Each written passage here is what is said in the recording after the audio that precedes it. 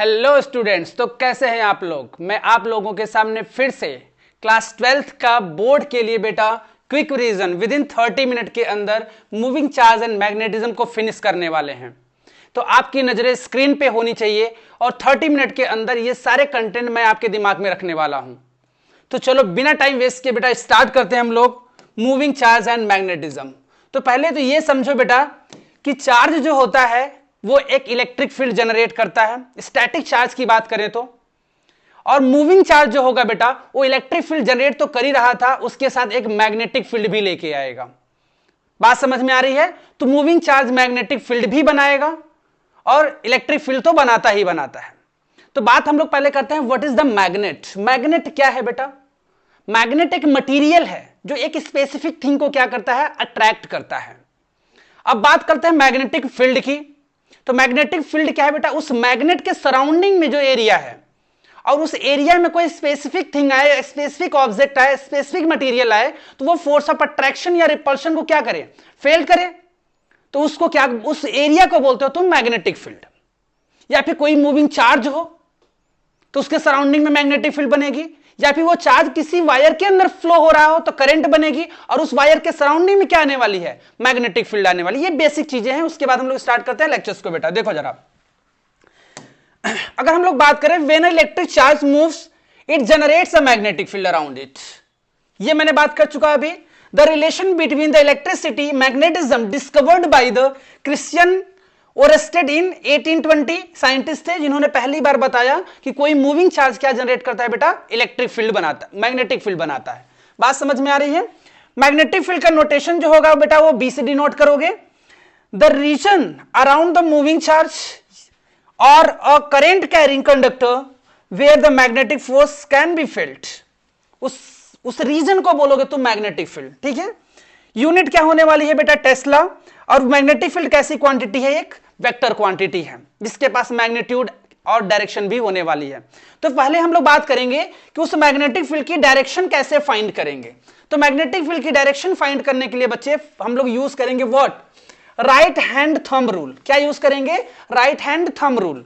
Right hand thumb rule use कैसे करते हो, मान लीजिए हमारे पास बेटा ये कोई करंट कैरिंग कंडक्टर है तो आपको थंब प्लेस करना है इन द डायरेक्शन ऑफ करंट और फिंगर को कर्ल करना है। तो ये curling fingers give the direction of the magnetic field. तो आपकी फिंगर ऐसे कर्ल हो रही होंगी तो ये देंगे आपको क्या, direction of the magnetic field. ठीक है। तो use to determine the direction of the magnetic field around a current carrying conductor.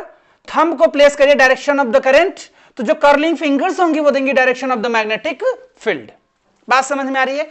Magnetic field की डायरेक्शन की तो बात कर लिया मैंने, अब मैग्नेटिक फील्ड के मैग्नीट्यूड की बात करते हैं। क्योंकि मैग्नेटिक जो फील्ड थी बेटा उसके बाद दो चीजें थी, कौन कौन, एक तो मैग्नीट्यूड, दूसरी डायरेक्शन। तो डायरेक्शन की बातें कर लिया, मैग्नीट्यूड की बात करते हैं। मैग्नीट्यूड की बात करने के लिए हमारे पास एक लॉ आता है बेटा, बायोट-सावर्ट लॉ। क्या आता है, Biot-Savart law. Biot-Savart law basically एक छोटे से एलिमेंट के अंदर करंट भेज के हम क्या फाइंड करने वाले हैं, मैग्नेटिक फील्ड। जैसे हमारे पास कोई करंट कैरिंग वायर है, इस वायर के अंदर आप क्या भेजो बेटा, करंट भेजे हो। अब इस करंट एलिमेंट डीएल कंसीडर करो और एक पॉइंट पी ले लो और यहां पे डिस्टेंस आर पे डीबी क्या करो, मैग्नेटिक फील्ड कैलकुलेट करोगे और ये जो एंगल होगा थीटा होगा। तो जो ये मैग्नेटिक फील्ड होगी डीबी बेटा, जो मैग्नेटिक फील्ड डीबी होगी डायरेक्टली प्रोपोर्शनल टू डीएल। जितनी बड़ी लेंथ वायर की उतनी ज्यादा मैग्नेटिक फील्ड। जो डीबी होगी मैग्नेटिक फील्ड बेटा वो डायरेक्टली प्रोपोर्शनल किसके होने वाली है, जो वायर में करंट फ्लो हो रही है। जितना ज्यादा करंट फ्लो होगी उतनी ज्यादा मैग्नेटिक फील्ड बनने वाली है। Is it clear. Magnetic field होने वाली है directly proportional to sine theta बेटा। मैग्नेटिक फील्ड यहां पे होने वाली है इनवर्सली प्रोपोर्शनल टू व्हाट, इसके पोजीशन के और करंट एलिमेंट के डिस्टेंस के इनवर्स, स्क्वायर के इनवर्सली प्रोपोर्शनल होती है। जितनी ज्यादा डिस्टेंस बढ़ेगी, समझो ये वायर है, करंट फ्लो हो रही है, अब इससे दूर जाओगे मैग्नेटिक फील्ड निकाल ले तो उसका इफेक्ट कम मिलेगा, पास में आओगे तो मैग्नेटिक फील्ड का इफेक्ट ज्यादा मिलेगा। ठीक है। तो अभी चारों जो एलिमेंट है इनको कंबाइन करोगे तो आपके पास ये फॉर्मूला आ जाता है, dB equal to mu naught upon में 4 pi ideal sine theta upon में आर स्क्वायर। बात समझ में आ रही है। इसी को बोला जाता है बायो-सावर्ट लॉ। ये सारी चीजें आपको दी गई है। यहां म्यू नॉट क्या हो जाता है बेटा, परमिबिलिटी ऑफ फ्री स्पेस हो जाती है। क्या होती है, परमिबिलिटी ऑफ फ्री स्पेस। ठीक है।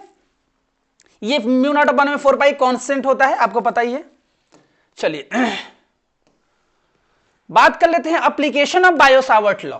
अब बायो-सावर्ट लॉ के एप्लीकेशंस क्या हैं, ठीक है, कि बायो-सावर्ट लॉ से और किस टाइप के करंट एलिमेंट से आप मैग्नेटिक फील्ड निकाल सकते हो।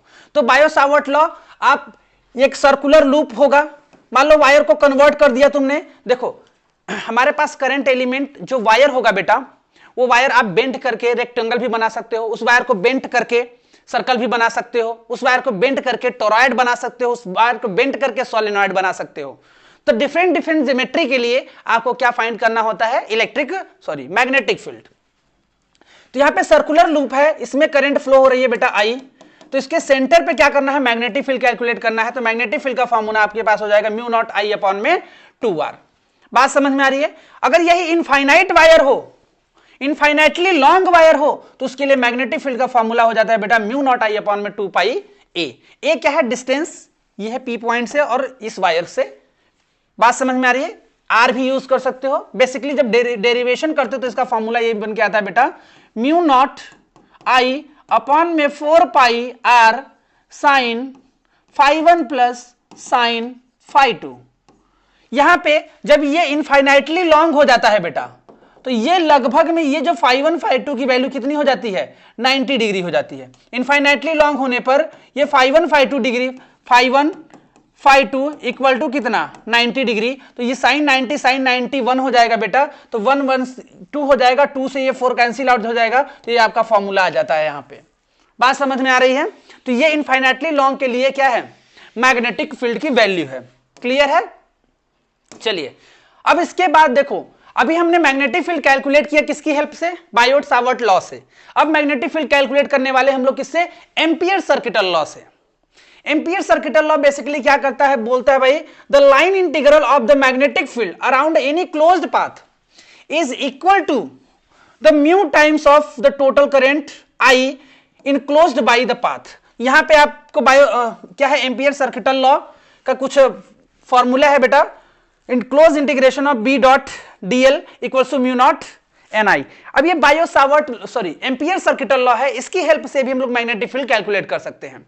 ठीक है, इसका यूज करके इसका एप्लीकेशन देख लेते हैं। इसके एप्लीकेशन में भी हम लोग इनफाइनाइट वायर का मैग्नेटिक फील्ड निकाल सकते हैं, सर्कुलर वायर का मैग्नेटिक फील्ड निकाल सकते हैं, टोरॉयड का मैग्नेटिक फील्ड निकाल सकते हैं, सोलेनॉइड का भी मैग्नेटिक फील्ड कैलकुलेट कर सकते हैं। Magnetic field due to infinitely long wire, ठीक है, तो उसके लिए भी देखो मैग्नेटिक फील्ड का फॉर्मूला वही होने वाला है म्यू नॉट आई अपॉन में 2 पाई ए। अच्छा, यहां पे मैग्नेटिक फील्ड किसके इनसाइड निकालने वाले हैं, सोलेनॉइड के अंदर। तो सोलेनॉइड के अंदर magnetic field B equal to होता है बेटा म्यू नॉट एन आई। ठीक है, एन क्या है बताओ, नंबर ऑफ टर्न पर यूनिट लेंथ है। ठीक है, तो यहां पे हमारे पास सोलेनॉइड है। ठीक है, सोलेनॉइड के अंदर करंट फ्लो हो रही है। देखो अब करंट फ्लो होगी तो ऑब्वियसली इससे मैग्नेटिक फील्ड बनेगी। तो यहां पे जब मैग्नेटिक फील्ड लाइंस होंगी बेटा, इस वाले साइड से बाहर की तरफ निकल रही हैं और इस साइड मैग्नेटिक फील्ड इनसाइड को हो जा रही हैं। तो जहां से मैग्नेटिक फील्ड लाइन क्या करती हैं, इमर्ज करती हैं, आउटवर्ड जाती हैं, उसको आप नॉर्थ पोल बोलते हो। जहां से मैग्नेटिक लाइन मर्ज होती हैं उसको साउथ पोल बोलते हो। तो मतलब ये जो ये जो सोलेनॉइड होगा बेटा, अगर इसमें करंट फ्लो करा देते हो तो ये बिहेव करेगा कैसा, एक बार मैग्नेट की तरह। ठीक है, तो इसके लिए फॉर्मूला हो जाता है आपका B equal to mu naught N I. अच्छा, ये जो फॉर्मूला होता है बेटा कहां पर होता है, सोलेनॉइड के सेंटर पे होता है। मान लो एंड ऑफ द सोलेनॉइड की बात करें, B end of the solenoid पे मैग्नेटिक फील्ड कैलकुलेट करना है, तो म्यू नॉट और ये एन आई अपॉन में 2 हो जाता है बेटा, हाफ हो जाता है। बात समझ में आ रही है, mu naught N I upon में 2, ये हाफ हो जाता है। चलिए यहां पे कुछ direction of the magnetic field find करने के लिए दिया है बेटा। तो direction of the magnetic field solenoid के अंदर कैसे फाइंड करोगे, देखो अगर कोई करंट कैरिंग वायर है, मान लो सर्कुलर ऐसा करंट कैरिंग वायर है, इसमें करंट फ्लो हो रही है और इसकी वजह से तुम्हें मैग्नेटिक फील्ड की डायरेक्शन देखनी है, तो अपने फिंगर्स को करंट की डायरेक्शन में कर्ल कर दो, फिंगर्स को करंट की डायरेक्शन में कर्ल कर दो। तो एक्सटेंडेड थंब जो होगा बेटा बाहर की तरफ, जो वो क्या देगा, मैग्नेटिक फील्ड की डायरेक्शन दे देगा। थंब, ये फिंगर्स को कहां कर्ल करना है, इन the direction of what, current. तो करंट की डायरेक्शन में कर्ल करो तो ये एक्सटेंडेड थंब दे देगा तुमको क्या, मैग्नेटिक फील्ड की डायरेक्शन। ठीक है, ये बायो-सावर्ट में आप किसमें लगा सकते हो, सोलेनॉइड वाले में लगा सकते हो। ठीक है ना, curl the fingers of your right hand around the solenoid in a direction of the current flow, your thumb points in the direction of what, magnetic field. ठीक है, a current carrying solenoid behaves like a bar magnet, जैसा कि मैंने बता ही दिया बेटा। एक तरफ साउथ पोल एक तरफ नॉर्थ पोल की तरफ बिहेव करता है। ये हमारे पास आ गया बेटा क्या है, ये टोरॉयड है, magnetic field inside the toroid, ठीक है ना। देखो जरा टोरॉयड क्या है, सोलेनॉइड ही ऐसा सोलेनॉइड था। अब इसी को बेंट करके क्या करो, ऐसी कुछ ज्योमेट्री बना दो, ठीक है, सर्कुलर ज्योमेट्री, तो इसको बोलोगे टोरॉयड। टोरॉयड के अंदर मैग्नेटिक फील्ड क्या होती है, B equal to mu naught N I upon में 2 पाई आर, ये टोरॉयड के अंदर की मैग्नेटिक फील्ड होती है। बात समझ में आ रही है। हर कुछ का डेरिवेशन कराया गया है क्लास के अंदर बेटा। यहां पे जस्ट आपका रिवीजन चल रहा है। Motion of a charge particle in a magnetic field, अगर कोई चार्ज पार्टिकल है मैग्नेटिक फील्ड के अंदर थ्रो कर रहे हो तो उस पर एक फोर्स आएगा बेटा। अगर कोई चार्ज पार्टिकल है, मान लो +q चार्ज पार्टिकल है और ये मैग्नेटिक फील्ड के अंदर फेंक रहे हो बेटा, मैग्नेटिक फील्ड के अंदर, मान लो ये मैग्नेटिक फील्ड है, इस मैग्नेटिक फील्ड के अंदर आप क्या कर रहे हो, मैग्नेटिक फील्ड के अंदर थ्रो कर रहे हो, मैग्नेटिक फील्ड के अंदर थ्रो कर रहे हो आप बेटा v वेलोसिटी से।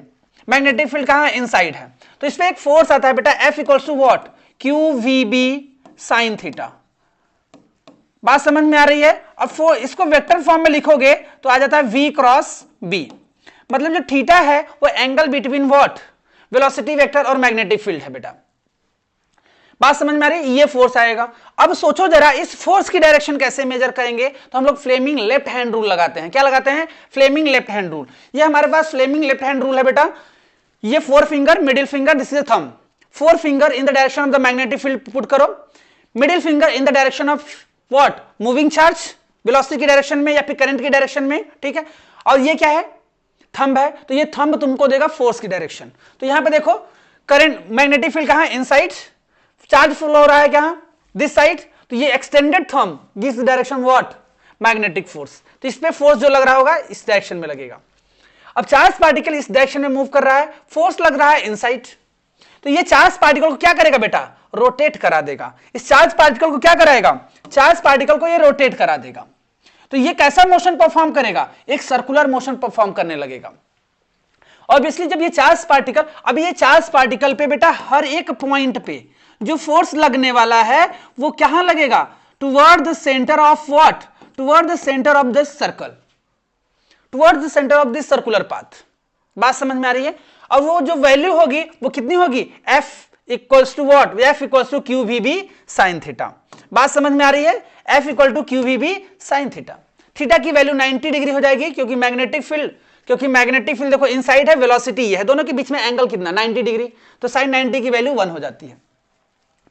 जब ये पार्टिकल सर्कुलर मोशन करने लगा बेटा तो ऑब्वियसली एक इसके पास रेडियस होगी, एक पूरा कंप्लीट साइकिल कंप्लीट करने वाला है ये, तो ऑब्वियसली इसके पास टाइम पीरियड भी होने वाला है, इसके पास फ्रीक्वेंसी भी होने वाली है। तो उसकी सबकी वैल्यू देखो यहां पे है, जो रेडियस होगी बेटा वो mb अपॉन में QB होगी, जो टाइम पीरियड होगा, time required to complete 1 revolution is called time period, and what is the frequency, number of cycle complete in 1 second is called frequency, ठीक है। तो यहां पे बेटा फ्रीक्वेंसी जस्ट इसका इनवर्सली प्रोपोर्शनल हो जाएगा QB अपॉन में 2 पाई m। बात कर लेते हैं किसकी, अगर हम लोग चार्ज पार्टिकल को मैग्नेटिक फील्ड की डायरेक्शन में ही फेंकें तो वहां पे चार्ज पार्टिकल पे कोई भी फोर्स नहीं लगेगा। जैसे मान लो चार्ज पार्टिकल को आपने v वेलोसिटी दिया, प्लस q चार्ज है, और आपने मैग्नेटिक फील्ड भी यही डायरेक्शन रखी, तो दोनों के बीच में एंगल जो हो गया बेटा वो 0 डिग्री हो गया, और 0 डिग्री जब पुट करोगे तो sin 0 की वैल्यू 0 मिल जाएगी, और फोर्स क्या हो जाएगा, फोर्स भी 0 चला जाएगा। तो कोई भी फोर्स नहीं लगेगा, जिस वेलोसिटी से तुमने फेंका है उसी वेलोसिटी से वो स्ट्रेट लाइन मोशन करेगा। तो हमारे पास 3 केस बनते हैं बेटा कि जब हम लोग चार्ज पार्टिकल को मैग्नेटिक फील्ड के अंदर परपेंडिकुलर फेंकें, मतलब वेलोसिटी वेक्टर और मैग्नेटिक फील्ड के बीच में 90 डिग्री, तो सर्कुलर मोशन करेगा। अगर दोनों की डायरेक्शन एक ही हो गई तो कैसा, स्ट्रेट लाइन मोशन करेगा। अगर मैग्नेटिक फील्ड से कुछ एंगल पे चार्ज पार्टिकल को फेंका जाए तो वहां पे हेलिकल मोशन होने वाला है, ठीक है। तो ये सारे पॉइंट्स यहां पे लिखे हुए हैं, देख सकते हो जो मैंने बता दिया आपको। नेक्स्ट बात कर लेते हैं, देखो जरा, when a charge particle projected at some angle with the magnetic field. अब देखो मैग्नेटिक फील्ड यहां पे बेटा, यहां पे देख लो, यहां पे मैग्नेटिक फील्ड की डायरेक्शन ये है कि नहीं है, मैग्नेटिक फील्ड की डायरेक्शन है, मैग्नेटिक फील्ड की डायरेक्शन ये है, वेलोसिटी की डायरेक्शन ये है, दोनों के बीच में एंगल थीटा है। अब इस वेलोसिटी का 2 कंपोनेंट हो जाएगा बेटा, यहां v cos थीटा और इस यहां पे हो जाएगा v sin थीटा। अब ये v cos थीटा वाला कंपोनेंट क्या मैग्नेटिक फील्ड की डायरेक्शन में है? तो ये ऑब्जेक्ट को कहां क्या करेगा बेटा, इस पे कोई फोर्स नहीं लगेगा इस डायरेक्शन में, तो ऑब्जेक्ट को लीनियर मोशन कराएगा, स्ट्रेट लाइन मोशन कराएगा। और ये परपेंडिकुलर जो वेलोसिटी है किसके, मैग्नेटिक फील्ड के, ये मैग्नेटिक फील्ड पे था, ये मैग्नेटिक फील्ड, ये मैग्नेटिक फील्ड, और ये वेलोसिटी वेक्टर, दोनों के बीच में एंगल 90 डिग्री, और ये वाला कंपोनेंट इसको रोटेट कराएगा। तो ये कंपोनेंट आगे ले जा रहा है, एक रोटेट करा रहा है, एक आगे ले जा रहा है, एक रोटेट करा रहा है। तो मोशन कैसा हो जाएगा बेटा, मोशन यहां पे हो जाने वाला है कैसा, हेलिकल मोशन होने वाला है। कैसा मोशन होने वाला है, हेलिकल मोशन होने वाला है। अच्छा, ये जो टू कॉन्जिक्यूटिव जो रिवोल्यूशन है बेटा, इसके बीच की जो डिस्टेंस होगी उसको पिच बोलोगे। क्या बोलोगे, पिच बोलते हो, ठीक है ना। तो the distance moved by a particle along the direction of the magnetic field in one rotation is given by pitch, ठीक है। अच्छा, उस पिच की डिस्टेंस देख लो, यहां पे पिच की डिस्टेंस कितनी हो जाएगी बेटा, इस जो वेलोसिटी वेक्टर जो लीनियर मोशन करा रहा है ये रिस्पॉन्सिबल होगा, और एक कंप्लीट साइकिल में जो टाइम लग रहा है, टाइम पीरियड, दोनों का मल्टीप्लाई कर दो, वेलोसिटी इनटू टाइम क्या दे देगा, डिस्टेंस। यही डिस्टेंस क्या है तुम्हारी है, पिच। बात समझ में आ रही है, चलो। फोर्स, अच्छा यहां पे जो रेडियस होगी इस सर्कुलर पाथ की, जो हेलिकल पाथ है उसकी रेडियस जो होगी एम भी साइन थीटा। साइन थीटा क्यों यूज हुआ बेटा, क्योंकि यहां पे वर्टिकल कंपोनेंट ले रहे हो। ये थीटा की वैल्यू 90 डिग्री पुट कर दोगे तो कुछ पिछला वाला केस बन जाएगा, ठीक है। टाइम पीरियड और फ्रीक्वेंसी पे कोई फर्क नहीं पड़ेगा क्योंकि इसमें वेलोसिटी का टर्म नहीं है। बात समझ में आ रही है, चलो।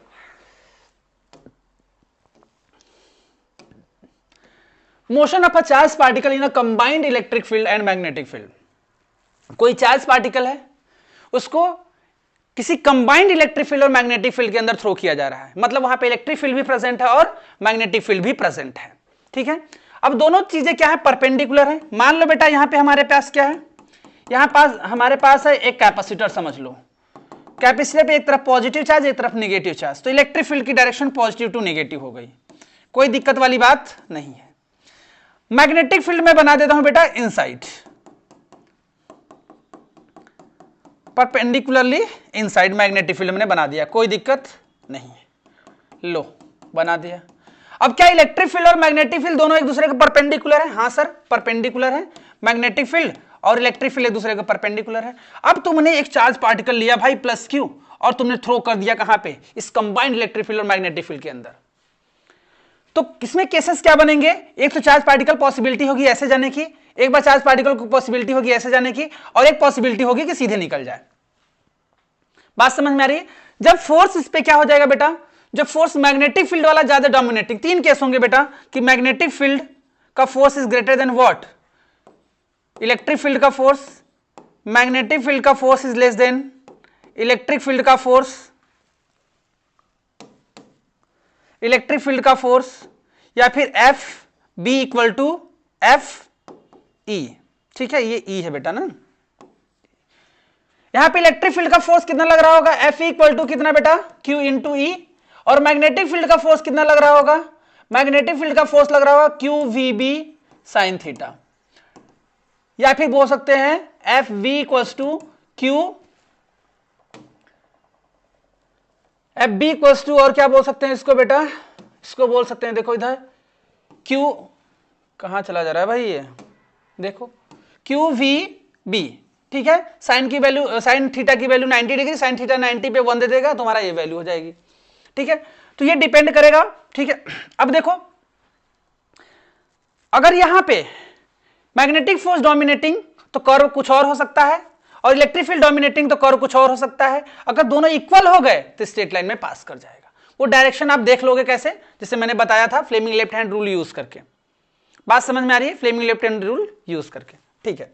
अच्छा अब देखो जरा बेटा, यहां पे एक बात होती है लॉरेंस फोर्स की, ये टर्म है यहां पे लॉरेंस फोर्स। लॉरेंस फोर्स क्या है बेटा, जो लॉरेंस फोर्स है वो क्या है, combination of what, electric field वाला फोर्स प्लस मैग्नेटिक फील्ड वाला फोर्स, मतलब इलेक्ट्रिक फील्ड वाला फोर्स प्लस मैग्नेटिक फील्ड वाला फोर्स, इसी को बोलते हो Lorentz force, equals to q we B plus what, q into E, इसको बोलते हो आप लोग लॉरेंस फोर्स, ठीक है। यहां पे देखो, यहां पे लिखा हुआ है लॉरेंस फोर्स, ठीक है। अब यहां पे v equals to E by B, v यहां पे देखो जरा, अब इन दोनों फोर्स को अगर इक्वेट कर दिया जाए, इन दोनों फोर्स को q we B equals to q into E, तो ये कि यहां पे देखो जरा बेटा, वेलोसिटी इक्वल्स टू आ जाता है कितना, इलेक्ट्रिक फील्ड अपॉन में बी आ जाएगा। तो इस टर्म को बोला जाता है वेलोसिटी सेलेक्टर, इस टर्म को बोला जाता है वेलोसिटी सेलेक्टर। इतनी वेलोसिटी से फेंका जाए कि उसका रेशियो ई बाई बी रहे, तो वो चार्ज पार्टिकल सीधे सीधे निकल जाएगा। बात समझ में आई? बाकी इलेक्ट्रिक फील्ड डोमिनेटिंग होगा, क्या होगा, तो पाथ अलग अलग, अपर पैराबोला लोअर पैराबोला कुछ ऐसा बन जाएगा। ठीक है, डिटेल में इसमें अभी नहीं जा रहा हूं क्योंकि जाऊंगा तो वीडियो लंबी खींच जाएगी। ठीक है, बाकी क्योंकि रीजन है बेटा, बाकी मैं इन डिटेल सब कुछ पढ़ा रखा है मैंने सबका। बात आती है साइक्लोट्रॉन की। साइक्लोट्रॉन क्या होता है बेटा? एक डिवाइस होता है, एक मशीन होती है जिसमें हम चार्ज पार्टिकल को एक्सेलरेट कराते हैं, क्या करके, उसको एनर्जी देके। ठीक है, तो साइक्लोट्रॉन आपके चैप्टर से डिडक्ट हो चुका है बेटा, कभी कभी आ जाएगा तो कोई दिक्कत नहीं, कर लेना, यहां पे फॉर्मूला सब बता दे रहा हूं मैं तुम्हें।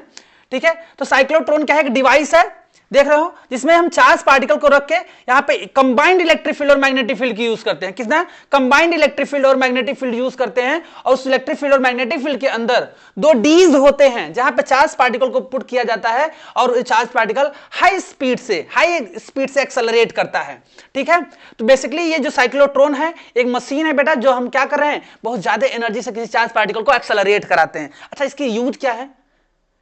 किसी चार्ज पार्टिकल को न्यूक्लियस के अंदर पेनिट्रेट करना है तो सब डिवाइसेस यूज होती हैं। बात समझ में आ रही है? अच्छा, साइक्लोट्रॉन फ्रीक्वेंसी होती है बेटा, साइक्लोट्रॉन की फ्रीक्वेंसी जो होती है वो फ्रीक्वेंसी, अच्छा ये फ्रीक्वेंसी को एफ से डिनोट भी कर सकते हो। ठीक है, क्यूबी अपॉन में 2m, अभी फ्रीक्वेंसी आप देखा था। साइक्लोट्रॉन अच्छा रेडियस क्या होगी, जिसमें ये गोल गोल घूम रहा है उसकी रेडियस क्या होगी बेटा, एवरेज रेडियस mb अपॉन में क्यूबी। साइक्लोट्रॉन फ्रीक्वेंसी ये होगी, रेडियस आपकी ये हो जाएगी। ठीक है, mb अपॉन में क्यूबी। चलिए नेक्स्ट बात कर लेते हैं बेटा, magnetic force on a current carrying conductor. ठीक है, अगर कोई current carrying conductor magnetic field के अंदर रख दिया जाए तब उस पे फोर्स एक लगेगा F equal to IBL sine theta. क्या आता है बेटा? IBL sine theta. ठीक है, देखो जब किसी मैग्नेटिक फील्ड के अंदर किसी क्या कंडक्टर के रखते हो तो एक फोर्स आता है बेटा, एक फोर्स आती है F equals to IBL sine theta. Theta क्या है? एंगल बिटवीन, थीटा क्या है बेटा? Angle between what?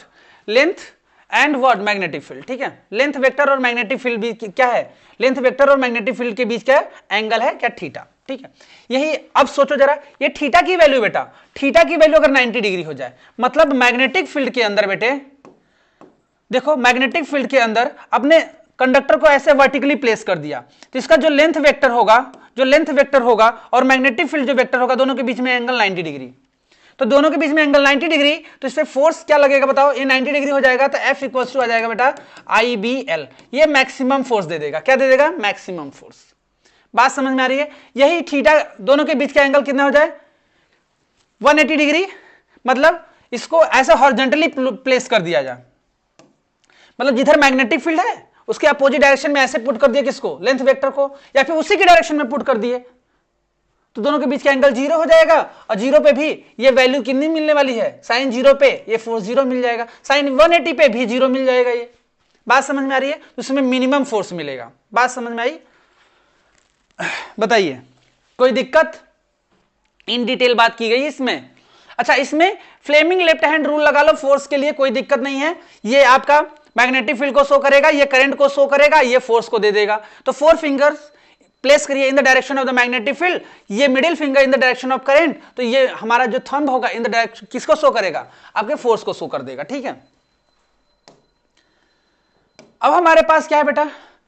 Force between two parallel current carrying conductor. दो पैरेलल करंट कैरिंग कंडक्टर हैं, तो क्या वो एक दूसरे में फोर्स लगाएंगे? हाँ लगाएंगे। कैसे लगाएंगे? जैसे मान लो आपने इसमें करंट फ्लो कराया, इसमें करंट फ्लो कराया, तो ये भैया अपना आप मैग्नेटिक फील्ड बना लेगा ना, ये अपना मैग्नेटिक फील्ड बनाएगा। अब सोचो जरा, ये हमारे पास ये करंट कैरिंग कंडक्टर, ये भी तो अपना मैग्नेटिक फील्ड बनाएगा। अब मान लो ये मैग्नेटिक फील्ड जो बनाया, तो उसकी मैग्नेटिक फील्ड में ये आ गया, तो इस पे फोर्स लगने लगेगा। और इसने जो मैग्नेटिक फील्ड बनाया, इसकी मैग्नेटिक फील्ड में अगर ये आ गया, सोचो जरा, ये करंट है, करंट इसकी वजह से मैग्नेटिक फील्ड की डायरेक्शन कहां है? इनवर्ड, और इसकी वजह से मैग्नेटिक फील्ड की डायरेक्शन यहां पे देखो आउटवर्ड। तो इसकी मैग्नेटिक फील्ड की, इसकी मैग्नेटिक फील्ड में, इस वाले वायर की मैग्नेटिक फील्ड में ये है, ये वाला वायर, तो इस पे भी फोर्स लगेगा, और इसकी मैग्नेटिक फील्ड में ये है, तो इस पे भी फोर्स लगेगा। ऐसे सोचो ना कि ये हमारे पास कोई कंडक्टर है, ये अपना मैग्नेटिक फील्ड बनाया होगा, कैसा भाई साहब, यहां पे इनवर्ड मैग्नेटिक फील्ड सर बनाया होगा, ऐसी मैग्नेटिक फील्ड बना दिया इसने। अब इसी में तुम एक वायर और लाके रख दिए जिसमें I2 करंट फ्लो हो रही है, तो क्या इससे फोर्स नहीं लगने लगेगा? लगने लगेगा भाई। बात समझ में आ रही है क्या? तो वो फोर्स कितना होने वाला है बेटा, F12 इक्वल्स टू, देखो यहां पे हम निकालते हैं फोर्स पर यूनिट लेंथ की बात करेंगे, यहां पे हम लोग फोर्स पर यूनिट लेंथ की बात कर रहे हैं बेटा। तो फोर्स पर यूनिट लेंथ जो हो जाएगी यहां से आ जाती है mu naught I1 I2 upon में कितना बेटा, 2 पाई r। ये फॉर्मूला बन जाता है आपका फोर्स पर यूनिट लेंथ जो लग रही है आप पे इस कंडक्टर के ऊपर, जो पैरेलल दो कंडक्टर हैं उसमें करंट फ्लो करा के रख दिया गया है, तो एक दूसरे पे फोर्स लगाएंगे ये, ठीक है। कभी अट्रैक्शन भी फोर्स लगा सकते हैं, रिपेल भी कर सकते हैं, वो डिपेंड करेगा कि इस करंट का सेंस क्या है। एक में हो सकता है ऊपर करंट जा रही है, एक में करंट नीचे जा रही हो, और दोनों में करंट ऊपर जा रही हो, तो आप फ्लेमिंग लेफ्ट हैंड रूल लगा के चेक कर लेना, ठीक है। फोर्स इतना आएगी, ठीक है। चलिए बात कर लेते हैं टॉर्क की।